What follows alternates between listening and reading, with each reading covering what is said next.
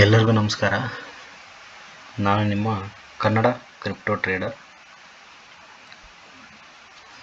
ನಾವು last ವಿಡಿಯೋಗಳಲ್ಲಿ candle ಯಾವ ಥರ ಓಪನ್ ಆಗುತ್ತೆ, ಯಾವ ಥರ ಕ್ಲೋಸ್ ಆಗುತ್ತೆ, ಬಾಡಿ ಯಾವ ಥರ ಕ್ರಿಯೇಟ್ ಆಗುತ್ತೆ, ಟ್ರೆಂಡ್ ಲೈನು, ಸಪೋರ್ಟು, ರೆಸಿಸ್ಟೆನ್ಸು ಇದನ್ನೆಲ್ಲ ತಿಳ್ಕೊಂಡ್ವಿ.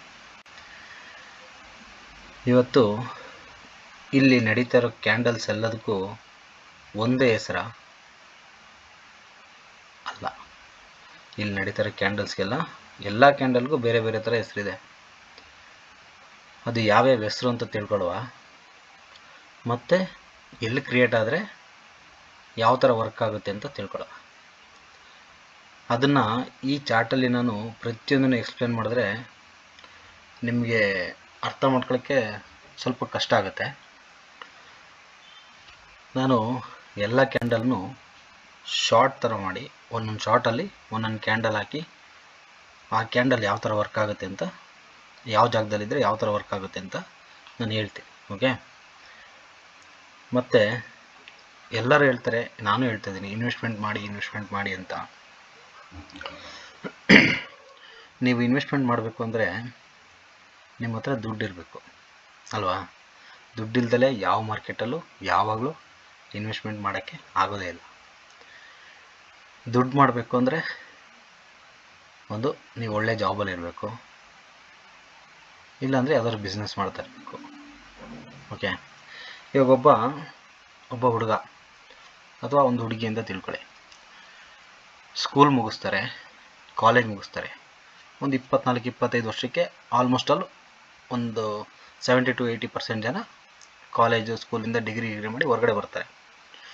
ಪಾಪ ಹೊರಗಡೆ ಬಂದಾಗ ಅವ್ರ ಹತ್ರ ದುಡ್ಡಿರಲ್ಲ. ಸತ್ಯ ಅಲ್ವ ಇದು? ಪ್ರತಿಯೊಬ್ಬರ ಜೀವನದಲ್ಲೂ ಆಗೋಂಥ ರಿಯಾಲಿಟಿ ಇದು.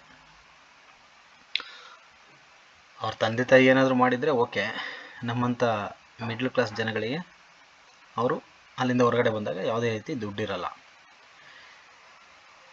ಯಾವ ಥರ ದುಡ್ಡು ಮಾಡೋದು? ದುಡ್ಡು ಮಾಡಬೇಕು ಅಂದರೆ ಏನು ಮಾಡಬೇಕು? ಏನೂ ಇಲ್ಲದೇ ಇದ್ದರೆ, ಈಗ ಯಾವುದೇ ಬಿಸ್ನೆಸ್ ಮಾಡಬೇಕು ಅಂದರೆ ಇನ್ವೆಸ್ಟ್ಮೆಂಟ್ ಬೇಕೇ ಬೇಕು ಅಲ್ವಾ? ಟ್ರೇಡಿಂಗಲ್ಲಿ ನಿಮಗೆ ತುಂಬ ಇನ್ವೆಸ್ಟ್ಮೆಂಟ್ ಬೇಕು ಅಂತ ಇಲ್ಲ. ಸ್ವಲ್ಪನೇ ನೀವು ಇನ್ವೆಸ್ಟ್ಮೆಂಟ್ ಮಾಡಿ ಟ್ರೇಡಿಂಗ್ನೂ ಕಲಿಬೋದು, ಪ್ಲಸ್ಸು ಅದರ ಮೊಮೆಂಟಮ್ಗಳು ತಿಳ್ಕೊಬೋದು. ಮತ್ತು ಟ್ರೇಡಿಂಗ್ ಮಾಡೋಕ್ಕೆ ಮುಂಚೆ ನಾನು ಯಾರನ್ನೂ ನಿಮಗೆ ಟ್ರೇಡಿಂಗ್ ಮಾಡಿ ಅಂತ ಹೇಳ್ಬಿಟ್ಟು ಏನು ಟ್ರೇಡಿಂಗ್ ಬಗ್ಗೆ ಫೋಕಸ್ ಮಾಡಿ ಅಂತ ಹೇಳ್ತಿಲ್ಲ. ಏನಾದ್ರು ಬಿಸ್ನೆಸ್ ಕೂಡ ಮಾಡ್ಬೋದು, ನಿಮ್ಮ ಇಷ್ಟ. ಬಟ್ ನಾನು ಯಾಕೆ ಟ್ರೇಡಿಂಗ್ ಹೇಳ್ತಾ ಇದ್ದೀನಿ ಅಂದರೆ, ನೀವು ಇನ್ವೆಸ್ಟ್ಮೆಂಟ್ ಮಾಡಬೇಕು ಅಂದರೆ ನಿಮ್ಮ ಸ್ವಂತ ದುಡ್ಡು 10,000 ರೂಪಾಯಿ ಇನ್ವೆಸ್ಟ್ಮೆಂಟ್ ಮಾಡ್ತೀರ ಅಂತ ತಿಳ್ಕೊಳ್ಳಿ. ಸಿಂಪಲ್ ಎಕ್ಸಾಂಪಲ್ ಹೇಳ್ತೀನಿ. ಆ 10,000 ರೂಪಾಯಲ್ಲಿ ನಿಮಗೆ ಒಂದು 2,000 ರೂಪಾಯಿ ಮೈನಸ್ ಆಗುತ್ತೆ. ಅಂದರೆ ಮಾರ್ಕೆಟು ನಿಮ್ಮ ಆಪೋಸಿಟ್ ಸೈಡಿಗೆ ಹೋಗುತ್ತೆ, ನಿಮ್ಮ ಇನ್ವೆಸ್ಟ್ಮೆಂಟು ಲಾಸ್ ಆಗ್ತಾ ಬರುತ್ತೆ. ನಿಮ್ಮ ಕೆಪಾಸಿಟಿ ಎಷ್ಟಿರುತ್ತೆ? ಒಂದು 2,000 ರೂಪಾಯಿ ಲಾಸ್ ಮಾಡ್ಕೊಳ್ಳೋಷ್ಟು ಕೆಪಾಸಿಟಿ ಇರುತ್ತೆ. ಅದಕ್ಕಿಂತ ಜಾಸ್ತಿ ಆದರೆ ಏನಾಗುತ್ತೆ, ನಿಮ್ಮ ಮನಸ್ಸಲ್ಲಿ ನಿಮಗೆ ಭಯ ಸ್ಟಾರ್ಟ್ ಆಗುತ್ತೆ. ಹೌದಾ? ಪ್ರತಿಯೊಬ್ಬರಿಗೂ ಆಗೋವಂಥದ್ದು ಭಯ ಸ್ಟಾರ್ಟ್ ಆಗುತ್ತೆ. ಅದೇ ಜಾಗದಲ್ಲಿ ನಾವು ಅವರೇಜ್ ಮಾಡೋಕ್ಕೆ ಟ್ರೈ ಮಾಡಿದ್ರೆ, ಅಂದರೆ ಡಿಪ್ಪಲ್ಲಿ ನಾವು ಮತ್ತೆ ಸ್ಟಾಕ್ನ ಬೈ ಮಾಡೋಕ್ಕೆ ಸ್ಟಾರ್ಟ್ ಮಾಡಿದ್ರೆ, ನಮ್ಮ ಸ್ಟಾಕ್ಸು ಕ್ವಾಂಟಿಟಿ ಜಾಸ್ತಿ ಆಗುತ್ತೆ. ಮತ್ತು ನಮ್ಮ ಸ್ಟಾಕು ನಾವು ಬೈ ಮಾಡಿದ ಪ್ರೈಸ್, ಒಂದು ಎಕ್ಸಾಂಪಲ್ ಒಂದು 10 ರೂಪಾಯಿ ಬೈ ಮಾಡಿರ್ತೀವಿ ಅಂತ ತಿಳ್ಕೊಳ್ಳಿ, ಅದು 8 ರೂಪಾಯಿಗೆ ಹೋಗಿರುತ್ತೆ. ಆವಾಗ ಅವರೇಜ್ ನಿಮಗೆ ಒಂದು 8.25, 9 ರೂಪಾಯಿ ಆ ಥರ ಅವರೇಜ್ ಆಗ್ಬೋದು. ನೀವು ತಗೊಳ್ಳೋ ಕ್ವಾಂಟಿಟಿ ಮೇಲೆ ಡಿಪೆಂಡ್ ಆಗುತ್ತದು. ಆ ಥರ ಅವರೇಜ್ ಆಗುತ್ತೆ. ಅದೇ 10 ರೂಪಾಯಿಗೆ ಹೋದಾಗ ಅದು ಆ್ಯಕ್ಚುಲಿ ನಿಮಗೆ ಪ್ರಾಫಿಟಾಗಿ ಕನ್ವರ್ಟ್ ಆಗಿರುತ್ತೆ ಅಲ್ವಾ? 8 ರೂಪಾಯಲ್ಲಿ ನಾವು ಬೈ ಮಾಡಿರ್ತೀವಿ, 10 ರೂಪಾಯಲ್ಲಿ ಫಸ್ಟ್ ಬೈ ಮಾಡಿರ್ತೀವಿ, ಅದು 8 ರೂಪಾಯಿಗೆ ಹೋಗುತ್ತೆ. 8 ರೂಪಾಯಿಗೆ ಮತ್ತೆ ಬೈ ಮಾಡಿರ್ತೀವಿ. ಆವಾಗ ನಿಮ್ಗೆ 10 ರೂಪಾಯಿ ಬಂದಾಗ ಆ 8 ರೂಪಾಯಲ್ಲಿ ಬೈ ಮಾಡಿರೋದೆಲ್ಲ ಪ್ರಾಫಿಟ್ ಆಗುತ್ತೆ. 10 ರೂಪಾಯಲ್ಲಿ ಬೈ ಮಾಡಿರೋದೆಲ್ಲ ಅದೇ ಥರ ಇರುತ್ತೆ. ಪ್ಲಸ್ ಅದು ಏನಾಗಿರುತ್ತೆ, ಅವರೇಜ್ ಆಗಿರುತ್ತೆ. 8.25, 9 ರೂಪಾಯಿಗೆ ಅವರೇಜ್ ಆಗಿರುತ್ತೆ. ನೀವು ಒಂದು 20,000 ರೂಪಾಯಿ ಸಂಬಳ ತಗೋತಾ ಇದ್ದರೆ, ಡಿಪ್ಪಲ್ಲಿ ಬೈ ಮಾಡೋಕ್ಕೆ ನಿಮ್ಮ ಹತ್ರ ಆ ಟೈಮಲ್ಲಿ ದುಡ್ಡಿರಬೇಕು. ಓಕೆ, ಆವಾಗ ನಿಮ್ಮ ಹತ್ರ ಬೇಕಾದಷ್ಟು ದುಡ್ಡು ಇರಲ್ಲ. ಯಾರೇ ಆದರೂ ಅಷ್ಟೇ, ನಾನು ಅದೇ ಪ್ಲೇಸಿಂದನೇ ಅದೇ ಜಾಗದಿಂದನೇ ಬಂದಿರೋನು. ಬೇಕಾದಷ್ಟು ದುಡ್ಡಿರಲ್ಲ. ಅದಕ್ಕೆ ಏನು ಮಾಡಬೇಕಂದ್ರೆ, ಟ್ರೇಡಿಂಗಿಗೂ ಕೂಡ ಕ್ಯಾಂಡಲ್ ಬೇಕು, ಕ್ಯಾಂಡಲ್ ಕಲಿಬೇಕು, ಇನ್ವೆಸ್ಟ್ಮೆಂಟಿಗೂ ಕೂಡ ಕಲಿಬೇಕು. Trend line, support, chart patterns ಇದೆಲ್ಲವೂ ಇನ್ವೆಸ್ಟ್ಮೆಂಟಿಗೆ ಕೂಡ ಬೇಕು, ಟ್ರೇಡಿಂಗಿಗೆ ಕೂಡ ಬೇಕು. ಇದೆರಡನ್ನೂ ಕಲಿತ್ರೆ, ಇದಿಷ್ಟನ್ನು ಕಲಿತ್ರೆ ಟ್ರೇಡಿಂಗಲ್ಲೂ ಯೂಸ್ ಆಗುತ್ತೆ, ಇನ್ವೆಸ್ಟ್ಮೆಂಟಲ್ಲೂ ಯೂಸ್ ಆಗುತ್ತೆ ನಿಮಗೆ. ಸೊ ಕಲಿತಾ ಸ್ವಲ್ಪ ಟ್ರೇಡಿಂಗಿಂದ ಪ್ರಾಫಿಟ್ ಮಾಡ್ತಾ ಹೋದರೆ, ಪ್ರಾಫಿಟ್ ಮಾಡೋಕ್ಕೆ ಸುಮ್ಮನೆ ಪ್ರಾಫಿಟ್ ಆಗೋಲ್ಲ, ರಿಸ್ಕ್ ಮತ್ತು ರಿವಾರ್ಡ್ ಅಂತ ಇದೆ. ಅದು ಮುಂದೆ ಅದನ್ನು ಹೇಳ್ತೀನಿ, ಅದು ಒಂದು ವಿಡಿಯೋ ಮಾಡಾಕ್ತೀನಿ. ರಿಸ್ಕ್ ಮತ್ತು ರಿವಾರ್ಡ್ ಅಂತ ಇದೆ. ನಾವು ರಿಸ್ಕ್ನ ಕಮ್ಮಿ ತೊಗೊಂಡು ರಿವಾರ್ಡ್ನ ಜಾಸ್ತಿ ತಗೊಂಡ್ರೆ ಪ್ರತಿಯೊಬ್ಬ ಟ್ರೇಡರು ಸಕ್ಸಸ್ಫುಲ್ ಆಗಿ ಆಗ್ತಾನೆ. ಓಕೆ, ಇವತ್ತು ನೀವು ಕೇಳ್ತೀರಾ ದೊಡ್ಡ ದೊಡ್ಡ ಇನ್ವೆಸ್ಟ್ಮೆಂಟರ್ಗಳಿದಾರಲ್ಲ, ಅವರೆಲ್ಲರೂ ಹಿಂದೆ ಯಾವತ್ತೋ ಒಂದು ದಿವಸ ಟ್ರೇಡರ್ ಆಗಿದ್ದವರೇ. ಕಷ್ಟಪಟ್ಟು ಅಷ್ಟೆಲ್ಲ ಇನ್ವೆಸ್ಟ್ಮೆಂಟು ಯಾರೂ ಮಾಡಿರ್ತಾರೆ ಬೆರಳೆಣಿಕೆ ಅಷ್ಟು ಜನ, ಒಂದು 100ರಲ್ಲಿ ಒಂದು 5 ಜನನ 6 ಜನನ 10 ಜನನ ಇರ್ಬೋದು. ಬಟ್ ಆದರೆ 90% ಜನ ಟ್ರೇಡಿಂಗಿಂದ ಇನ್ಕಮ್ ಮಾಡ್ಕೊಂಡು, ಅದರಿಂದ ಬೇರೆ ಯಾವುದಾದ್ರು ಪ್ಯಾಸಿವ್ ಇನ್ಕಮ್ ಮಾಡ್ಕೊಂಡು, ಅದರಿಂದ ಇನ್ವೆಸ್ಟ್ಮೆಂಟ್ ಮಾಡ್ಕೊಂಡು ಮೂವ್ ಆಗ್ತಾಯಿದ್ದಾರೆ. ಇವತ್ತು ನಡೀತಾ ಇರೋದು ಅದೇ ಥರನೇ, ಇನ್ ಫ್ಯೂಚರ್ ನಡೆಯೋದು ಅದೇ ಥರನೇ.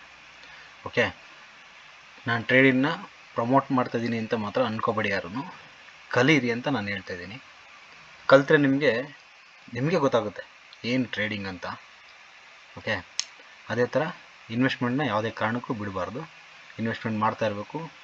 ನೀವು ಟ್ರೇಡಿಂಗ್ ಮಾಡಿರೋದ್ರಲ್ಲಿ 20 to 30% ಇನ್ವೆಸ್ಟ್ಮೆಂಟ್ ಮಾಡಿ, ಅಷ್ಟು ಸಾಕು. 70% ನಿಮ್ಮ ಮನೆಗೆ ತೊಗೊಂಡೋಗಿ ಆರಾಮಾಗಿ ಎಂಜಾಯ್ ಮಾಡಿ, ನಿಮ್ಮ ಡೈಲಿ ಖರ್ಚಿಗೆ, ನಿಮ್ಮ ಫ್ಯೂಚರ್ಗೆ ಏನಾದರೂ ಎಲ್ಲದಕ್ಕೂ ಯೂಸ್ ಆಗುತ್ತೆ. 30% ಇನ್ವೆಸ್ಟ್ಮೆಂಟ್ ಮಾಡಿ. ಅದು ನಿಮಗೆ ಭಯ ಪಡಿಸಲ್ಲ ಆ ದುಡ್ಡು. ಯಾಕೆಂದರೆ ನಿಮಗೆ ಮಾರ್ಕೆಟ್ ಕೊಟ್ಟಿರೋ ದುಡ್ಡು ಮಾರ್ಕೆಟಲ್ಲಿ ನಿಮಗೆ 30% 40% ಮೈನಸ್ ಆದ್ರೂ ನಿಮಗೆ ತಡ್ಕೊಳ್ಳೋಂಥ ಶಕ್ತಿ ಇರುತ್ತೆ, ಮತ್ತು ಅವರೇಜ್ ಮಾಡೋಂಥ ಶಕ್ತಿ ಇರುತ್ತೆ. ಯಾಕೆಂದರೆ ಇಲ್ಲಿ ಟ್ರೇಡಿಂಗಲ್ಲಿ ಇನ್ಕಮ್ ಬರ್ತಾ ಇರುತ್ತೆ. ಓಕೆ, ಆದ್ದರಿಂದ ನನ್ನ ಸಜೆಷನು ಕಲೀರಿ. ಕಲಿತು ರಿಸ್ಕ್ ಮತ್ತು ರಿವಾರ್ಡ್ನ ಮೈಂಟೈನ್ ಮಾಡಿಕೊಂಡು ಟ್ರೇಡ್ ಕೂಡ ಮಾಡಿ, ನಿಮಗೆ ಪ್ರಾಫಿಟ್ ಆಗುತ್ತೆ. ಆ ಪ್ರಾಫಿಟಿಂದ ಇನ್ವೆಸ್ಟ್ಮೆಂಟ್ ಮಾಡಿ. ಆ ಥರ ಒಂದು ಒಳ್ಳೆ ಪೋರ್ಟ್ಫೋಲಿಯೋ ರೆಡಿ ಮಾಡ್ಕೊಳ್ಳಿ. ಒಳ್ಳೆ ಪೋರ್ಟ್ಫೋಲಿಯೋ ರೆಡಿ ಮಾಡ್ಕೊಂಡು ಅದಕ್ಕೆ ಅವರೇಜ್ ಮಾಡ್ತಾ ಹೋಗಿ ನೋಡ್ಕೊಳ್ಳಿ.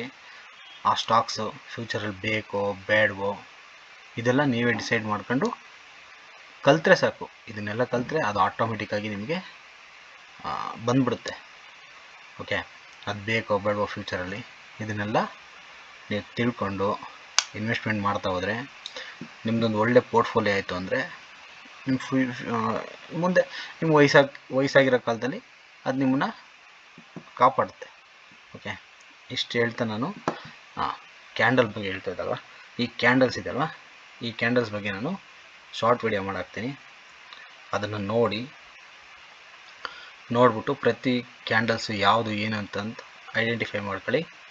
ಮುಂದೆ ನಾನು ಆ ಕ್ಯಾಂಡಲ್ಲು ಯಾವ ಜಾಗದಲ್ಲಿ ಕ್ರಿಯೇಟ್ ಆದರೆ, ಈ ಬಾಟಮಲ್ಲಿ ಕ್ರಿಯೇಟ್ ಆದರೆ ಯಾವ ಕ್ಯಾಂಡಲ್ ಕ್ರಿಯೇಟ್ ಆದರೆ ಯಾವ ಥರ ವರ್ಕ್ ಆಗುತ್ತೆ, ಟಾಪಲ್ಲಿ ಯಾವ ಕ್ಯಾಂಡಲ್ ಕ್ರಿಯೇಟ್ ಆದರೆ ಯಾವ ಥರ ವರ್ಕ್ ಆಗುತ್ತೆ, ಅದನ್ನೆಲ್ಲ ನಾನು ಹೇಳ್ತೀನಿ. ಓಕೆ, ಅದನ್ನು